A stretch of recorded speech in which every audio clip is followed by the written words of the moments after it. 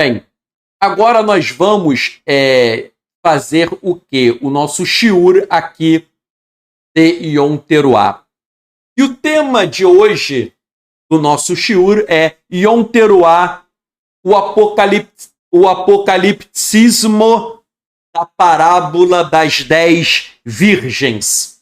Todos nós conhecemos a parábola das 10 virgens, parábola que está em Mateus capítulo 25. E essa parábola das 10 virgens, ela na verdade ela tem uma conexão forte com Yom Teruah, porque Yom Teruah o que é? É uma festa para aclamar o retorno de Yeshua. E na parábola das 10 virgens, é uma parábola sobre o quê? Sobre o retorno do noivo, para buscar a sua noiva. Então, Yom Teruah, estamos celebrando o quê? Ao toque do shofar, celebramos o retorno de Yeshua. E na parábola das 10 virgens, é o próprio noivo que ele está voltando para buscar a sua noiva. E aí Yeshua falou sobre essa parábola das 10 virgens. Bem, antes de ler aqui os versos, você pode abrir na Peshita, Mateus capítulo 25. Mas antes de fazermos uma leitura segundo a Peshita, eu gostaria de mostrar para vocês o seguinte. Existe no pensamento judaico algo chamado de pensamento apocalíptico. Muitas pessoas pensam que o pensamento apocalíptico está só no livro de Apocalipse. Mas não, o apocalipsismo judaico é uma visão de um mundo, é uma forma de entender e enxergar o mundo de acordo com determinados pressupostos. Então, antes de analisarmos a parábola das 10 virgens, eu queria dar uma visão geral do pensamento apocalíptico judaico.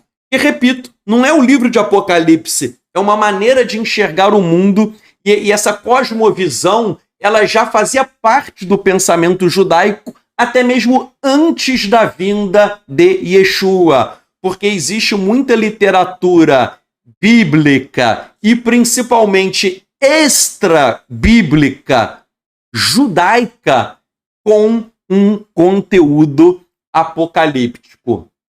Então, quais são os pressupostos da visão apocalíptica? Primeiramente, há o entendimento que há um mundo invisível que afeta o nosso mundo. Isso faz parte da visão apocalíptica judaica. Há um mundo invisível que produz efeito que afeta o nosso mundo. E é verdade. O apocalipsismo judaico fala isso, a literatura judaica antiga e a própria Brit Hadashah. Há um mundo invisível com anjos, com demônios e que afetam esse nosso mundo. Nós lemos na Brit Hadashah narrativa de anjos e de demônios produzindo efeitos no nosso mundo. Meu irmão, não se engane. Há uma batalha espiritual ocorrendo na tua vida. Nós não estamos aqui passando apenas por testes nesse mundo físico. Existe uma batalha espiritual tremenda ocorrendo na tua vida que você tem que compreender que ela existe, que ela é real e você tem que estar pronto para a guerra. Por isso que um segundo pressuposto dessa visão apocalíptica judaica é que esse mundo invisível, ele é acessível apenas por meio da revelação. Isso é verdade. O mundo invisível não será com o estudo, apenas com a leitura. Nós acessamos o mundo invisível como? Por meio de uma revelação sobrenatural. E por isso que temos que buscar dons do Espírito. Para quê? Para termos discernimento espiritual. Uma grande coisa que afeta as pessoas é que muita gente tem falta de discernimento espiritual. Ou acha que tem, porque muitas pessoas às vezes vêm do pentecostalismo, que às vezes parte de um entendimento e de uma prática errada do sobrenatural.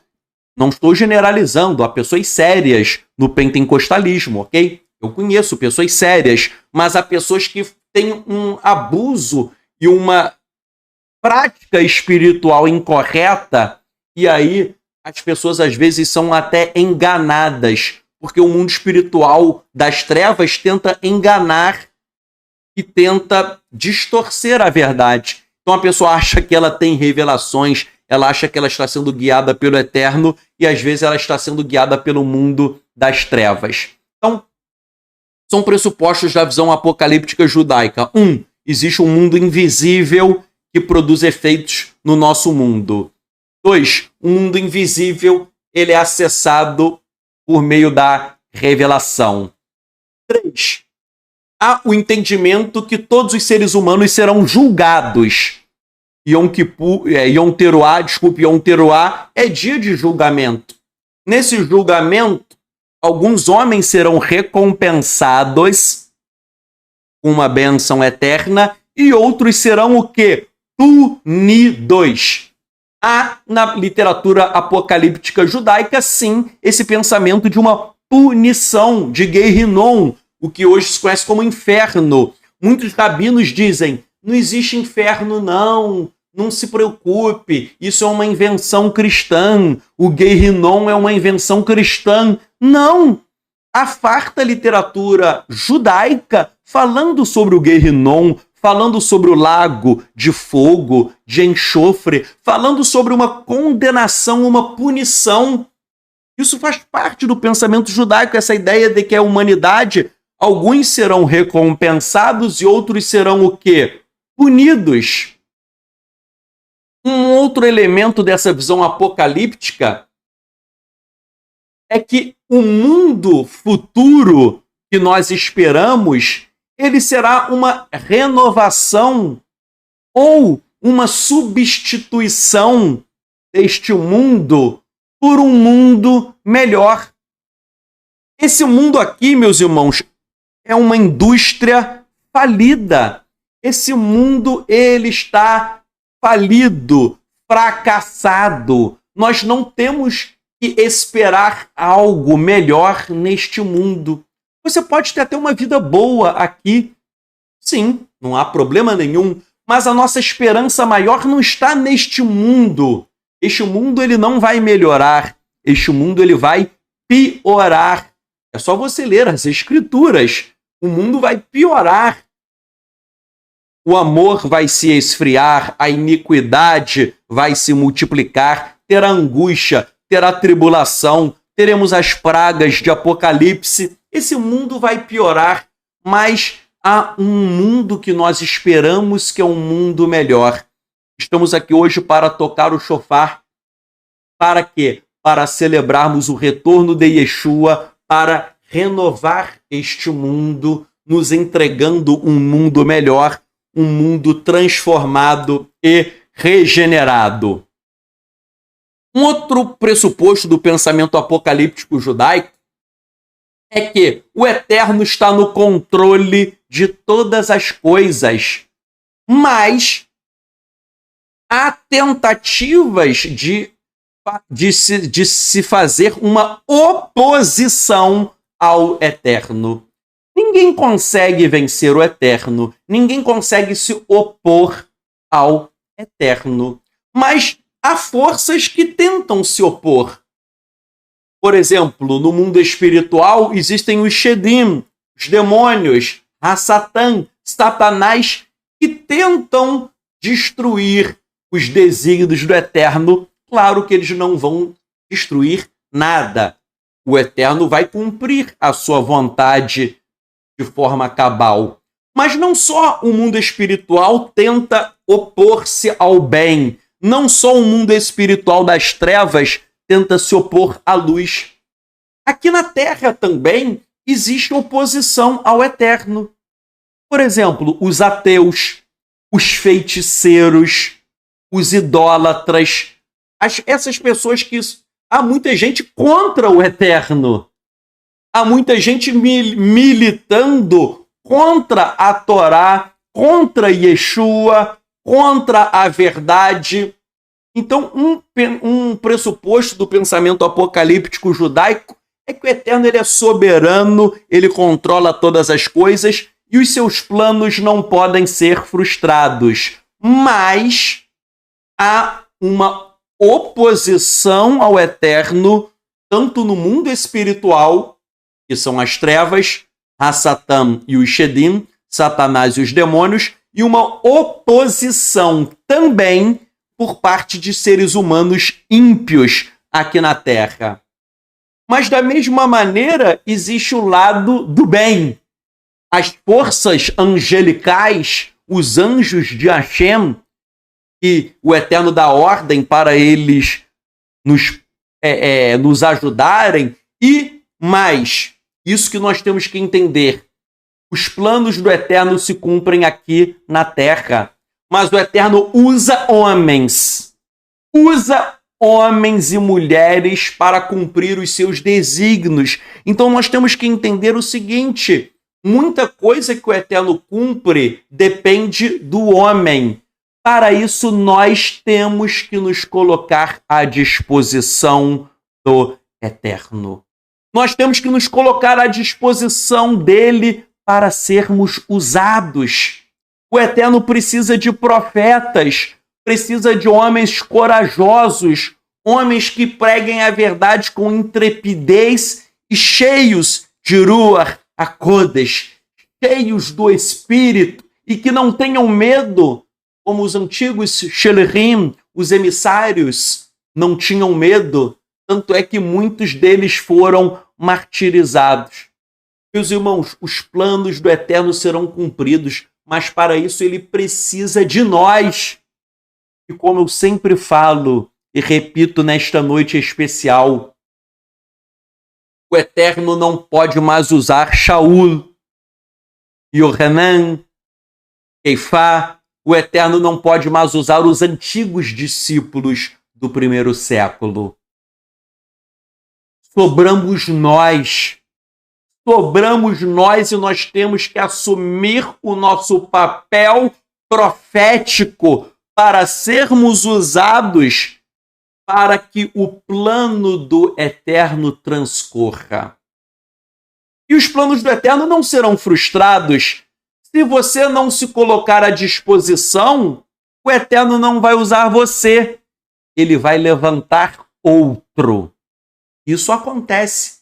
Pessoas que o Eterno queria chamar e chamou, mas no meio do caminho a pessoa faz algo errado, a pessoa se perde.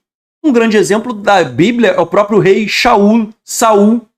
Foi chamado, foi ungido, era usado, mas se perdeu no meio do caminho. Hoje também temos pessoas que são escolhidas, são usadas, produzem até dons espirituais, possuem dons, mas de repente elas se apostatam ou se desviam da verdade. Que nós venhamos a entender que nós temos um papel importante no retorno de Yeshua, que nós celebramos hoje em Yom Teruah. Outra característica do pensamento apocalíptico judaico é a dualidade do mundo.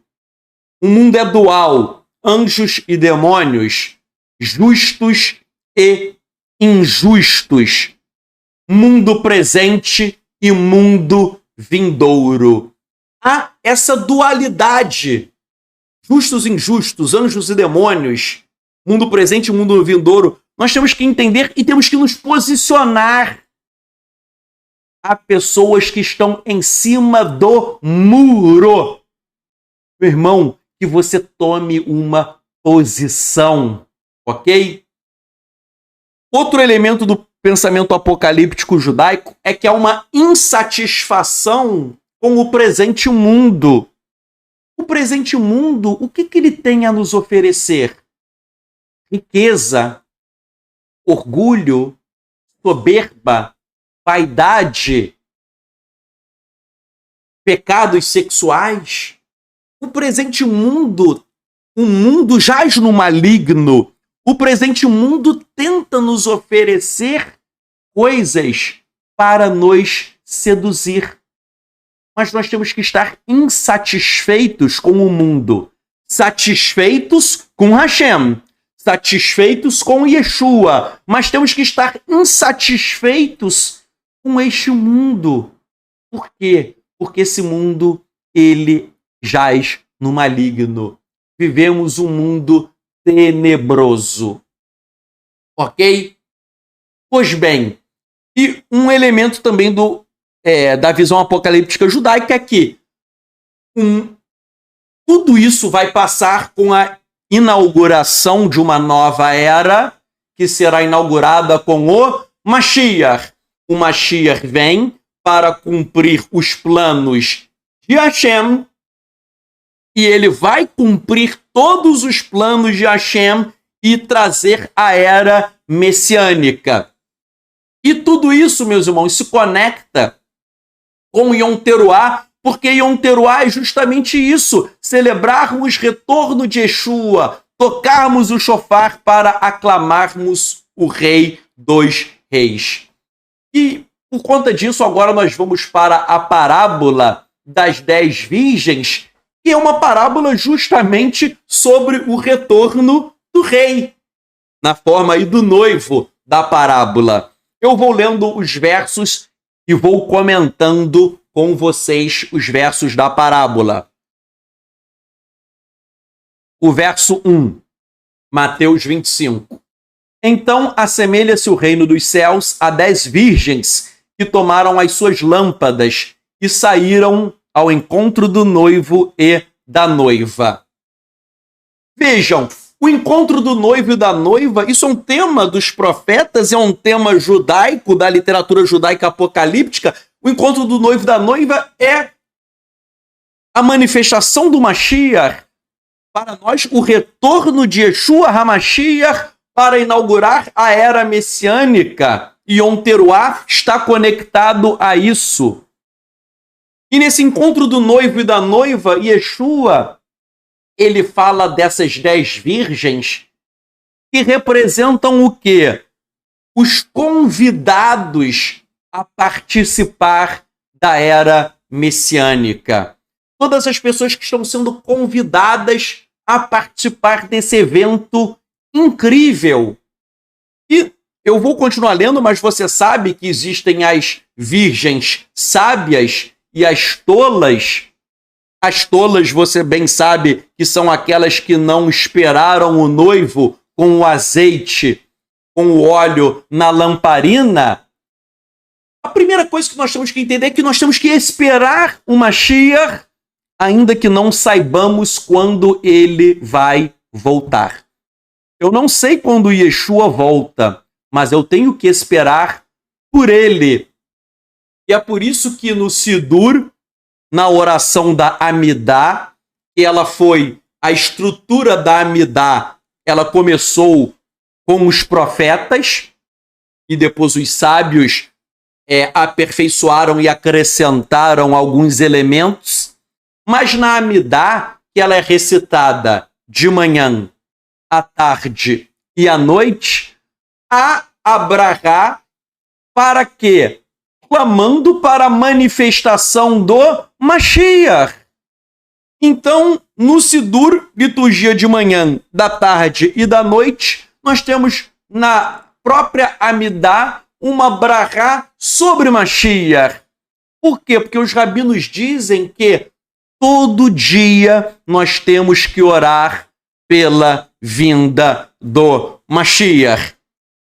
Então percebam, se até os judeus que não creem em Yeshua, se até eles clamam pela vinda do Mashiach de manhã, de tarde e de noite, nós que cremos em Yeshua temos uma razão muito, muito maior para esperarmos ansiosamente a vinda de Yeshua HaMashiach. Nós temos esse dever irrenunciável de esperarmos sim Yeshua por todos os dias das nossas vidas e estarmos preparados. Tanto é que uma coisa engraçada que todo ano algum rabino famoso em Israel, diz assim: nesse ano novo o Mashiach aparece. Todo ano. Ano passado foi o rabino Shalom Arush. A gente ia entrar em 5.781, Rosh Hashanah. Ele falou, nesse Rosh Hashanah o Mashiach aparece. Aí, muitos messiânicos ficaram, Yeshua vai voltar no ano novo, o ano novo do ano passado. Aí, o que aconteceu? Yeshua apareceu? Não, não apareceu. Hoje, nós estamos entrando agora em 5.782. Ano passado foi o Shalom Arush, esse ano foi o rabino Yitzhak Ginsburg, um rabino do Chabad, líder em Israel, cabalista. Ele falou, esse Rosh Hashanah Mashiach vem. Tipo, hoje, Mashiach vem. E de onde ele extraiu isso? O que ele falou? Ele pegou a palavra hebraica Adam. Adam, em hebraico, é formada por 3 letras. Aleph, Dalet e Men. O Aleph representa Adam, o Dalet, Davi, e o Men, Mashiach. Então, a palavra Adão, eu tenho 3 letras. Aleph, Adão, o Dalet, Davi, e o Men, Mashiach. Então, o que ele falou? O plano da redenção passa por Adão, Davi e Mashiach. Adão pecou. O pecado entrou no mundo. Depois veio Davi, o rei escolhido pelo Eterno, e depois vem Mashiach, que é o descendente de Davi. Ok, até aí ele está certo. Até aí tudo bem. Só que vejam só, Adão, Davi está no meio e Mashiach. Ok? Quem está no meio? Davi. E o que ele fala? Ele fala que Davi se tornou rei no ano 2891. Davi se tornou rei no ano judaico 2891. E daí ele diz assim, que é a metade da história. Se Davi está no meio, é a metade. Então, se você pegar a outra metade, é só pegar 2891 vezes 2, que você tem a outra metade. Dá quanto? 5.782. Hoje, que é hoje? Justamente hoje, o ano novo. Então, se você pegar o meio e duplicar, chega a 5.782. Então, com base nessa leitura cabalística, ele fala, Mashiach volta hoje, nesse ano novo. Meus irmãos, desde que eu me entendo por gente, todo ano algum rabino vem com essa história que é nesse ano novo. E até hoje nunca voltou. Eu não gosto de ficar dando data, porque Yeshua falou que ninguém sabe o dia. Então eu não vou dar data. Agora, o que, apesar de os rabinos estarem errando todo ano, eles estão errando, algum dia eles vão acertar. Porque eles chutam todo ano, eles arriscam todo ano, então um dia eles vão acertar. Mas assim, qual é a moral de toda essa história? A moral da história é que nós temos que esperar Mashiach todos os dias da nossa vida. Ou seja, a moral da história é, eu tenho que esperar Yeshua hoje? Sim. Sim, eu tenho que tocar o shofar comemorando o retorno de Yeshua hoje? Sim. Ah, Tzadok, mas se ele não voltar? Ele pode não voltar hoje, mas eu sei que ele vai voltar. Então, na verdade, só para vocês entenderem, ainda que ele não volte hoje, o retorno de Yeshua é um fato verídico. Então, nós já estamos celebrando o retorno. É como eu toco o shofar e falo, Yeshua voltou. Ué, mas ele não voltou não, mas eu sei que ele vai voltar, então eu já estou comemorando por antecipação. A ideia é essa, comemorar por antecipação, por isso que na Amidá você ora manhã, tarde e noite, pela manifestação do descendente de Davi, que é o Mashiach. Aí o verso 2, tudo isso, né, está em Mateus 25, parábola das 10 virgens. O verso 2 fala que havia 5 delas, das virgens, que eram sábias e 5 delas eram tolas. Vejam, 5 sábias e 5 tolas. É aquilo que eu acabei de falar. Isso é típico do pensamento apocalíptico judaico. Em dividir a humanidade entre justos e ímpios, entre luz e trevas, o bom e o mal, o sábio e o tolo, aqueles que servem ao eterno e aqueles que acham que servem, mas não servem. Pensem comigo, as virgens tolas, elas queriam encontrar o noivo. As virgens tolas, elas criam no noivo. Ou seja, são pessoas que creem no eterno. São pessoas que querem participar das bodas. São pessoas que creem no eterno, que creem em Yeshua, que querem participar das bodas. Mas o problema é que a pessoa crê em Yeshua, mas a pessoa é um tolo. E aí, meu irmão, o tolo vai ficar de fora. Há pessoas que creem em Yeshua e que são sábios, mas há aqueles que creem em Yeshua e que são tolos. Infelizmente, há muitos crentes em Yeshua totalmente tolos. Percebam que Yeshua falou de 5 sábias e 5 tolas. 5 mais 5 são 10. O que esse número 10 representa no pensamento judaico? 10 é o número do Minyan. E o que é o Minyan? Minyan é o número mínimo de judeus para se começar um serviço ao eterno na sinagoga. O Minyan composto de pelo menos o quê? 10. E por quê? Porque esses 10 representam a totalidade. Então, Yeshua não usou à toa o número 10, porque o Minyan representa a totalidade. Ali, o número 10 representa a totalidade daqueles que creem em Yeshua. Mas existem os que creem que são sábios e existem os que creem que são tolos. Meu irmão, não se engane, não basta crer em Yeshua. Você tem que ser sábio. Porque há pessoas que são tolas, há pessoas que creem em Yeshua e ainda estão escravizadas pelo pecado. Há pessoas que creem em Yeshua e estão idolatrando os rabinos. Há pessoas que creem em Yeshua, mas já estão negando a Brit Hadashah. Há pessoas que dizem que creem em Yeshua e dizem que ele não nasceu de uma virgem. Há pessoas que estão revogando textos da Brit Hadashah. Muita gente, eu já ouvi muito no meio messiânico e nazareno assim: eu leio o Novo Testamento, mas eu não acredito em tudo. Eu não acredito em muita coisa. Meu irmão, quem nega a Brit Hadashah, quem nega uma parte, na verdade negou tudo. E está no status de tolo. E o tolo, meu irmão, não vai participar das bodas.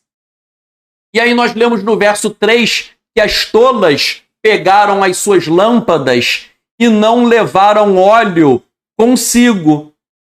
E as sábias, elas pegaram óleo no vaso, na vasilha, com as suas lâmpadas. Vejam, as tolas pegaram a lâmpada, mas não pegaram o óleo. E as sábias pegaram a lâmpada e pegaram o óleo. Qual é a simbologia do óleo, do azeite, o shemen, no pensamento judaico? O óleo, meus irmãos, era usado para quê? O óleo era usado para acender a menorá. O óleo era usado para acender a menorá, e a menorá produzia o quê? A menorá, ela produzia luz. Então, o óleo é símbolo de quê? Do elemento necessário para nós gerarmos a luz. Para gerarmos a luz neste mundo tenebroso.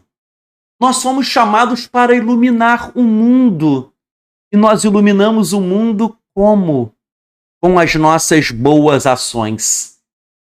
Por isso que Yom Teruah, uma das tradições, né, é usar a romã. E aqui, né, nós temos aqui uma halá redonda de Rosh Hashanah. Deixa eu tentar mostrar aqui sem derrubar. Essa parte vermelhinha aqui, são as romãs, são sementinhas, e as romãs, vejam, a romã, ela tem muitas sementes, tem muitos caroços.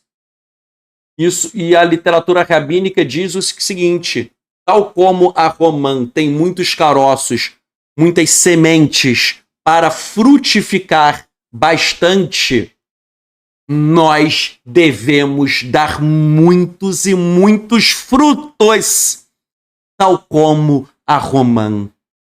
Então, nessa halá aqui especial, né? Essa halá especial aqui, tudo vermelhinho aqui de romã, as sementes para dar muitos frutos representam que nós devemos dar muitos e muitos frutos, que são o quê? As nossas boas ações.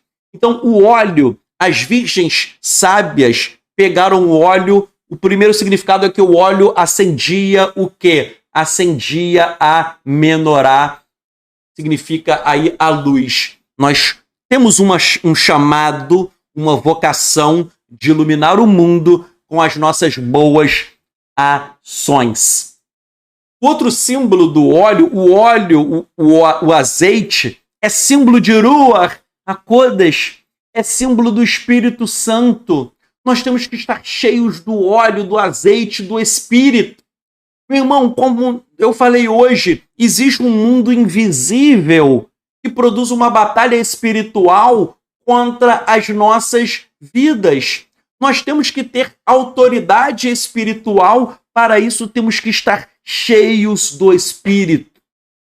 Tanto é que existem as virgens tolas e as sábias. A sabedoria, só quem dá é o Espírito. Não será estudando apenas intelectualmente, não será apenas lendo. Se nós não tivermos uma iluminação divina, uma sabedoria, existe a sabedoria do homem que você adquire lendo. Mas existe uma sabedoria que é espiritual.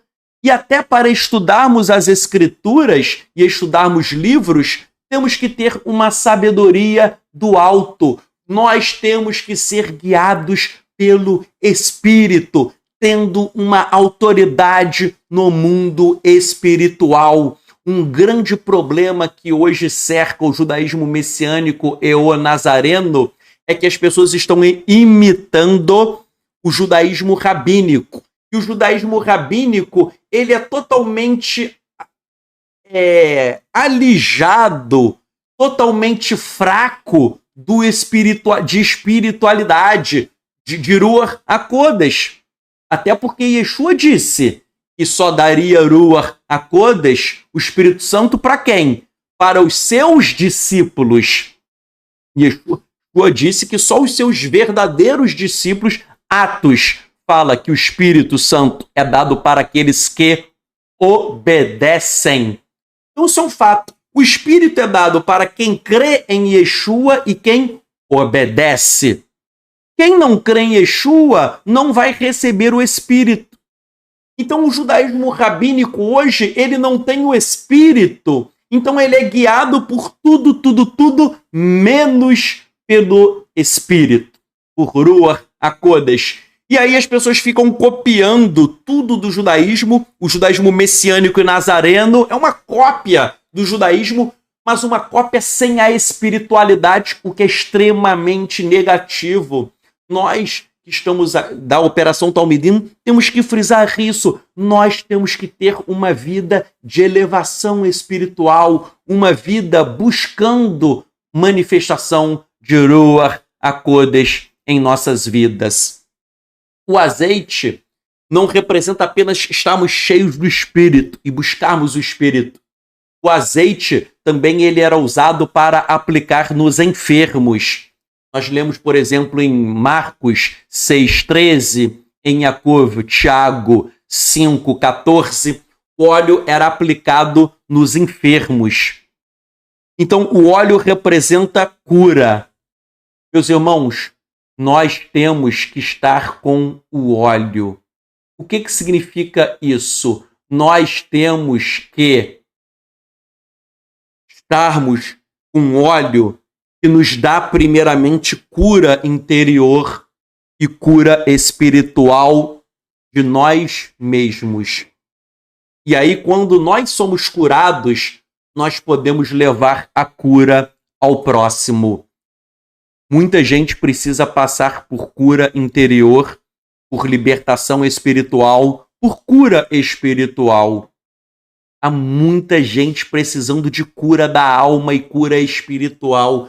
E quando você não consegue curar a si mesmo, como que você conseguirá curar o próximo? E estejamos aí como aquelas virgens sábias com azeite, o azeite da cura interior, da cura da alma, da cura espiritual, para que sejamos plenos no serviço ao Eterno. O azeite, ele também era usado para quê? Para ofertas ao Eterno. Primeiro no tabernáculo e depois no templo. Lembram? A minhá era uma oferta ao Eterno que havia azeite. Então você ofertava azeite ao Eterno. Então o azeite é símbolo de alegria, de festividade e de regozijo. Então as virgens sábias são aquelas que estão com alegria no serviço ao Eterno, que estão se regozijando no serviço ao Eterno. Meus irmãos, muitas pessoas são como virgens tolas que não têm alegria no serviço ao Eterno, fazem de má vontade, fazem emburradas, fazem com preguiça, não tem aquele regozijo, ok? Então, vejam, nós precisamos de tudo isso. E o óleo, então, nesse sentido, o óleo é alegria, é festividade, é regozijo, temos que ter essa alegria no serviço divino. E o óleo também era usado, o azeite, para ungir os reis, os profetas e os sacerdotes. Então, tem aqui o que significa Mashiach? Mashiach significa o ungido. É aquele que foi ungido com o azeite. E o que nós somos? Meshirim, messiânicos. Qual seria a tradução? Os ungidos.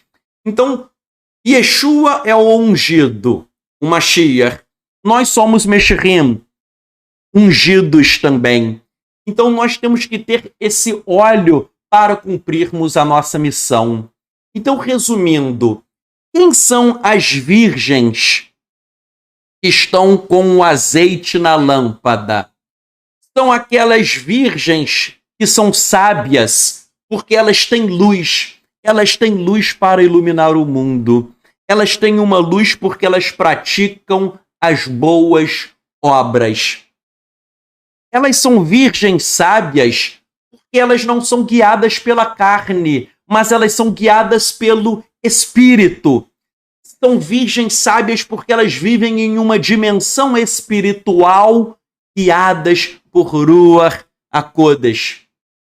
Elas são sábias porque elas têm o óleo da cura para levar cura interior, cura da alma, cura espiritual para aqueles que estão doentes.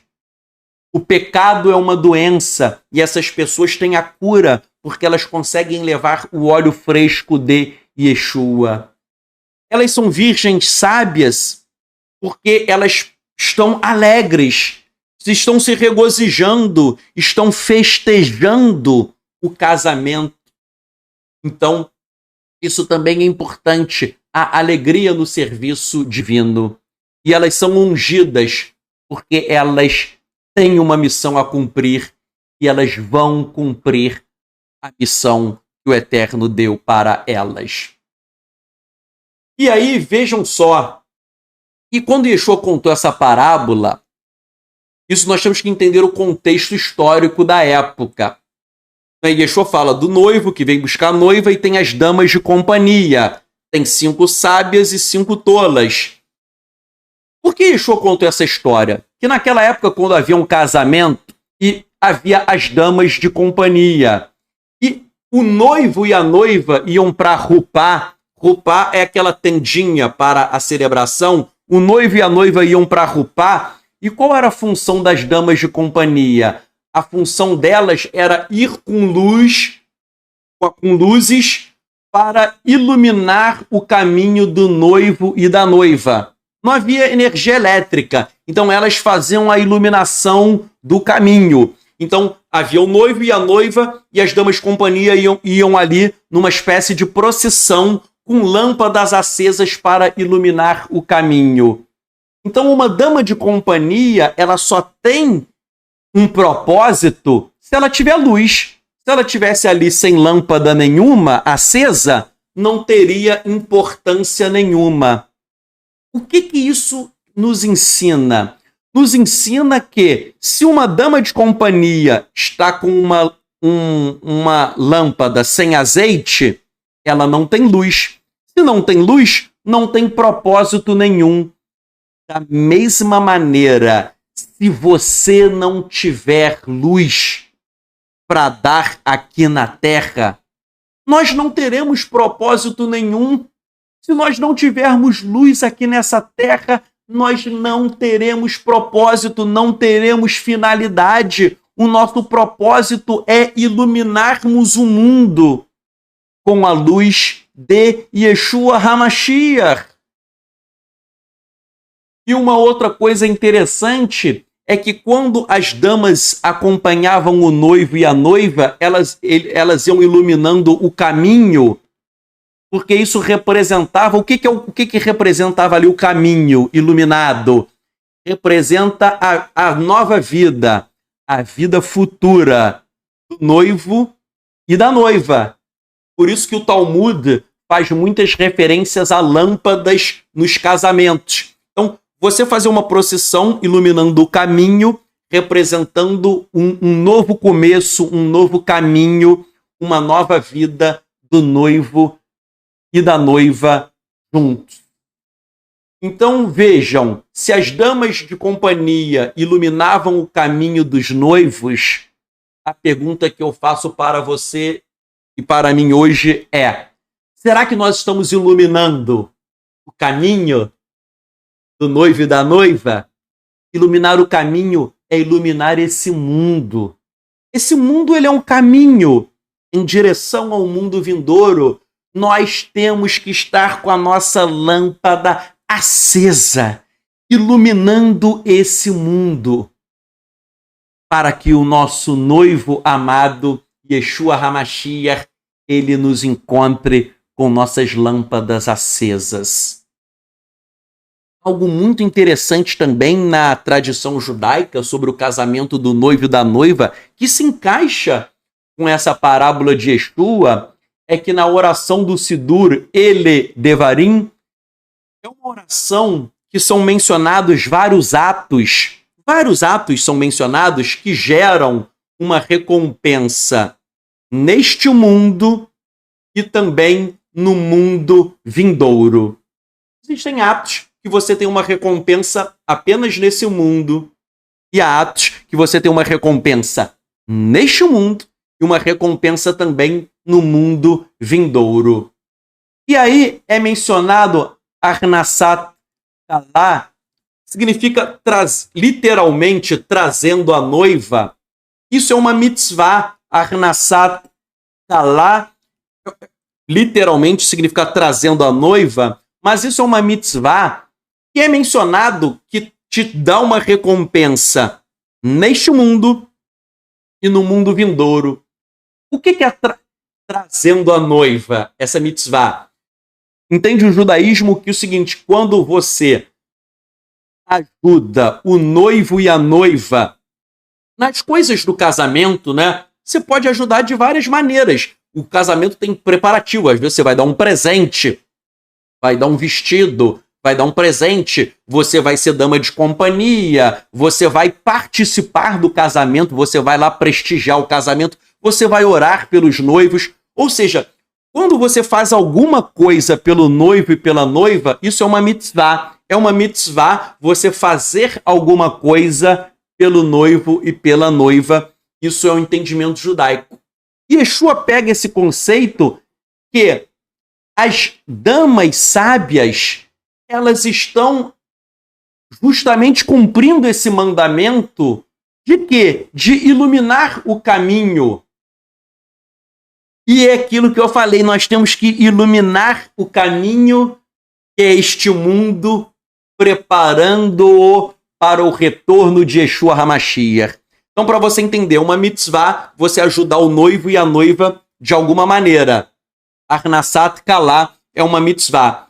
E como que isso se aplica para todos nós hoje no contexto dessa parábola de Yeshua? Nós temos que ajudar o noivo e a noiva. Como? A noiva é o corpo de Yeshua. Nós temos que não só fazer parte do corpo de Yeshua, mas abençoar o corpo, abençoar os irmãos que fazem parte do corpo.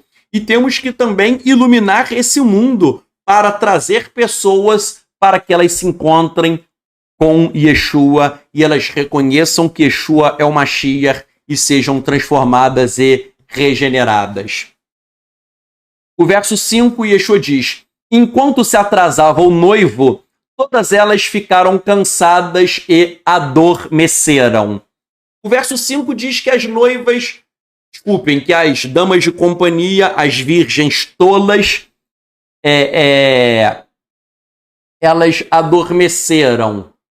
Quer dizer, na verdade, todo mundo, né, dormiu, mas as outras vão ter o azeite. Vejam, elas ficaram, todas elas, está dizendo, todas elas ficaram cansadas e adormeceram. Todas, as sábias e as tolas. E Yeshua quis advertir aí o seguinte, meus irmãos: nós não podemos dormir.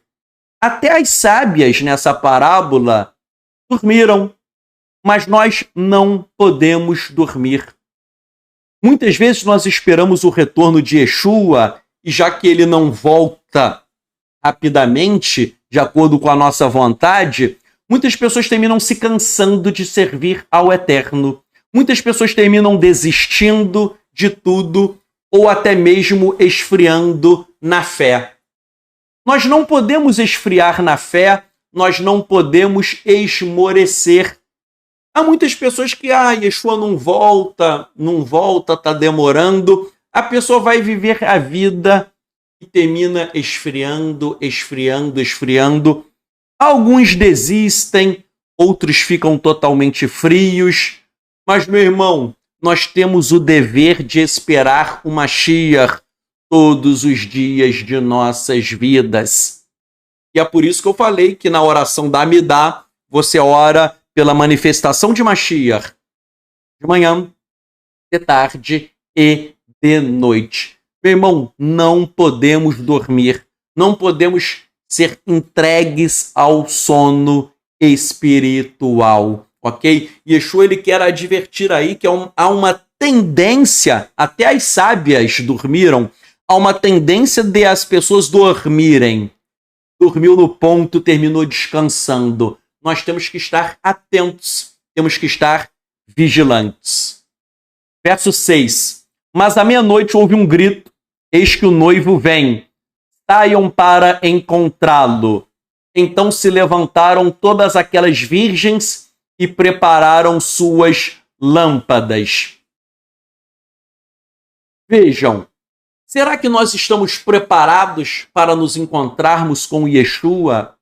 Se ele voltasse hoje, como nós estaríamos? Há pessoas que estão com o vaso cheio de azeite. Há pessoas que estão com o vaso sem azeite nenhum, como é mencionado na parábola. Porém, meus irmãos, há um outro tipo de pessoa. O sujeito, ele tem o vaso, ele tem o azeite, mas o vaso está furado. O vaso furado não retém o azeite. Anos e anos atrás, o Eterno me mostrou essa imagem muito intensa de pessoas que têm o vaso e que têm o azeite, mas o vaso está furado e aí não retém o azeite fresco. E aí eu perguntei e recebi a seguinte instrução: o que é o vaso furado? É o pecado. O pecado, meu irmão, fura o nosso vaso. Quando o ser humano está pecando, o vaso fica furado. E se teu vaso está furado, ele não retém o azeite. O azeite vai embora. Então, nós temos que nos corrigir. Temos que mudar. Mudar para quê? Para corrigir, para que o nosso vaso não tenha furo, não tenha pecado, para que recebamos e venhamos a conservar o azeite fresco de Hashem. Essa ideia de estarmos atentos, estarmos vigilantes, de não adormecermos, é uma imagem muito forte que Yeshua quis ressaltar nesta parábola. E às vezes eu fico pensando até que os rabinos pegaram algumas parábolas de Yeshua, copiaram e fizeram algumas modificações. Ok? Por exemplo, o rabino Yohanan ben Zakkai, que veio depois de Yeshua, ele conta uma parábola que é parecido. Tem os sábios e os tolos. É a mesma coisa que Yeshua, os sábios e os tolos, mas ele mudou. Às vezes eu fico pensando assim, poxa, parece até que copiou a parábola de Yeshua e mudou. Quer ver? Eu vou contar aqui rapidamente. O rabino Yohanan ben Zakkai, ele conta uma parábola em que havia um rei. Sempre quando uma parábola é o rei, geralmente é uma alusão ao Eterno. Há um rei que convidou servos para um banquete em seu palácio, mas ele não disse quando seria. Olha só, um rei convidou pessoas para um banquete. Isso lembra outra parábola de Yeshua. Lembram disso? Uma parábola que Yeshua fala que o rei chamou para o banquete. Aí nessa parábola do Yohanan ben Zakkai, ele diz que havia os servos sábios e os servos tolos. A mesma coisa, sábios e tolos. Servos sábios e servos tolos. Os servos sábios colocaram roupas festivas e ficaram na porta do palácio, porque o rei disse que ia dar uma festa, mas ele não disse quando seria a festa. O rei falou, vai ter uma festa. Quando? Não vou falar. Então os servos sábios colocaram trajes, roupas de festa e ficaram na porta do palácio esperando o anúncio da festa. E os servos tolos, eles não se arrumaram com roupa de festa e foram fazer as suas atividades do cotidiano, foram viver as suas vidas. E o que aconteceu? Quando o rei chama os servos para a festa, somente os que estavam ali vestidos e adornados com trajes festivos, estavam ali na porta, entraram. Eles entraram e os tolos não. E diz a parábola que o rei ficou satisfeito com os sábios e ficou irado com os tolos. Meu irmão, isso é muito parecido com o que Yeshua ensinou. Isso daí é uma mistura da parábola das 10 virgens com a parábola do banquete de casamento, do banquete do rei, que Yeshua falou.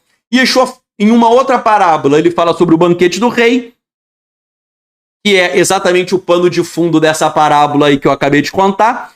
E que é muito parecido, as roupas tal, e tem um elemento parecido da parábola das virgens, que aí existem os servos sábios e os servos o quê? Tolos. Tudo isso apontando, meu irmão, que o Eterno fica satisfeito com os sábios e irado com os tolos. Irado com aqueles que não se prepararam. Meu irmão, você tem que estar com azeite na tua lâmpada. Você tem que estar com trajes festivos. Você tem que estar preparado para encontrar-se. Porque nessa parábola do Yohanan ben Zakkai, o rei disse, vou dar uma festa. Mas ele não disse o dia e a hora. É a mesma coisa com Yeshua. A Brit Hadashah diz, Yeshua vai voltar. Quando? Não sabemos o dia e não sabemos a hora. Então temos que estar preparados a todo momento, ok? Temos que estar preparados a todo momento para recebermos o Rei dos Reis. Continuando a leitura, verso 8. E aquelas tolas disseram às sábias, deem-nos do seu óleo, porque eis que se apagaram as nossas lâmpadas. Responderam e disseram aquelas sábias, não haveria o suficiente para nós e para vocês, mas vão aos que vendem e comprem óleo para si. Enquanto foram comprar, chegou o noivo, e as que estavam preparadas entraram com ele na festa de casamento. E fechou-se a porta.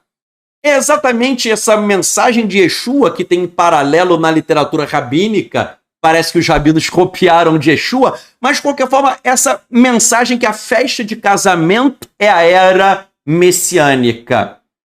É a celebração do reino de Elohim. Só vai entrar quem está preparado. Yom Teruah é a festa de casamento. Yom Teruah é o toque do shofar. Yom Teruah representa o retorno de Yeshua. O shofar vai tocar para anunciar a chegada do noivo. O nosso noivo vem, mas nós temos que estar preparados. Yom Teruah é uma festa profética. Não só uma festa profética, mais que profética, é uma festa escatológica, porque fala do fim dos tempos. Nós estamos hoje celebrando uma festa não apenas da Torá, mas é uma festa profética. Yeshua volta. É uma festa escatológica sobre o fim dos tempos, sobre o dia do juízo de Adonai. E é uma festa apocalíptica, porque nesse contexto apocalíptico da consumação de todas as coisas, das revelações desse novo mundo que virá. Meu irmão, nós temos que estar preparados. Verso 11. E depois chegaram também aquelas outras virgens e disseram, Nosso Senhor, abra a porta para nós. Essas são as tolas que vieram e a porta já estava fechada. Mas ele respondeu e disse-lhes, verdadeiramente eu lhes digo que eu não as conheço. Meu irmão, Yeshua está dizendo para aquelas damas de companhia tolas que ele não as conhece. Eu não as conheço.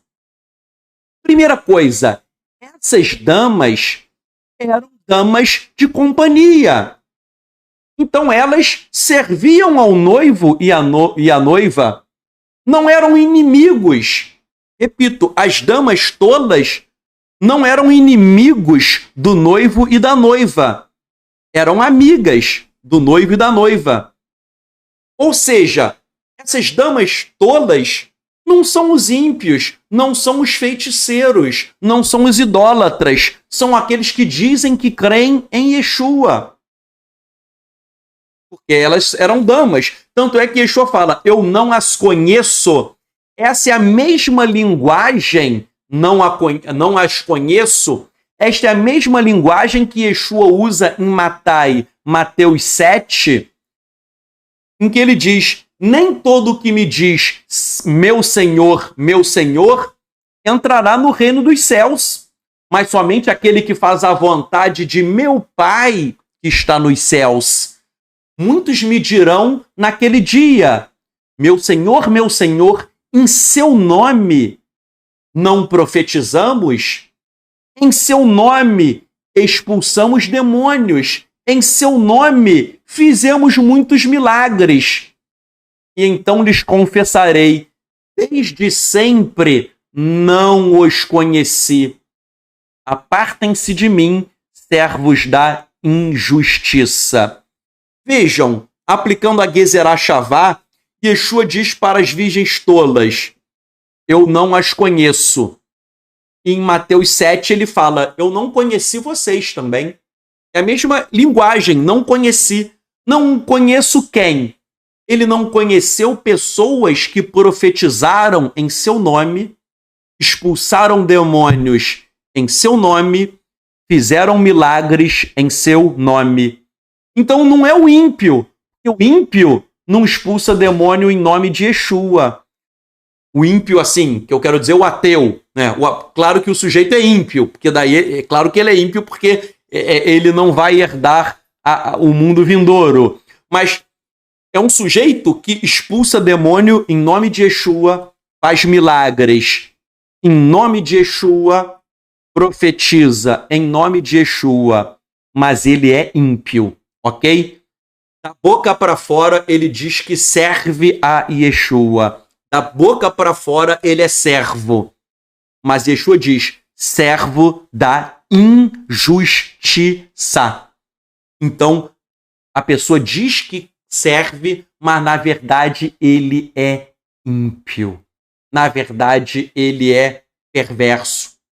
Sadoc, mas ele crê em Yeshua? Crê. Mas até os demônios creem, diz a Brit Hadashah. Ele crê, mas ele é ímpio. Meus irmãos, Yeshua disse que o joio está no meio do trigo. O joio parece com o trigo, mas depois será separado. Último verso dessa parábola, verso 13. Portanto, estejam despertos, pois vocês não sabem o dia e a hora. Meu irmão, estar desperto é estar acordado, é não dormir, é estar acordado no mundo espiritual, sempre atento, é estar preparado, para tudo, inclusive para as batalhas espirituais que estão sendo travadas. É estar desperto, é estar ligado, é estar atento. Então, meus irmãos, a parábola das 10 virgens, ela tem como tema principal, como temas principais, a necessidade de guardar a fé. Sim, muitos não estão guardando a fé. Quanta gente eu conheço, e você deve conhecer, que servia ao Eterno, mas se apostatou. Essa parábola, ela nos chama a atenção para, necessidade de guardar a emuná, guardar a fé. Necessidade de não cair, de permanecermos firmes.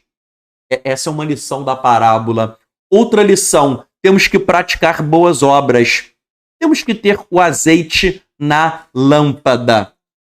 Temos que ter aí o azeite fresco, o azeite puro, purinho na lâmpada. E aí sim praticarmos boas obras. E há também a lição de que nós temos que estar preparados para o retorno do Mashiach. Temos que estar preparados a todo momento, porque Yeshua vai voltar. Meu irmão, não durma, esteja desperto, esteja atento, porque o Rei dos Reis, ele está voltando. E hoje é dia de tocar o shofar para anunciar o seu retorno.